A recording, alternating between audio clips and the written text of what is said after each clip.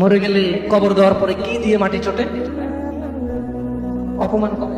তার মানে পা দিয়ে ছোটা অপমান না, এটা আল্লাহর দেওয়া বিধান, এটাই সম্মান, এটাই তখন কি, তখন এটাই সম্মান। কারণ আপনি তো মরে গেছেন,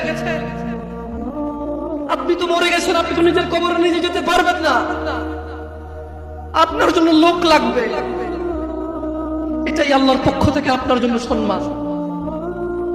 আপনি বলছেন অমুক তাবিজ দেয়, তুমুক পানি পাওয়া যায়, তুমুকের দরবারে এই পাওয়া যায় সেই পাওয়া যায়।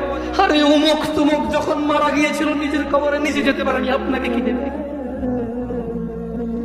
ইন্না লিল্লাহি ওয়া ইন্না ইলাইহি রাজিউন।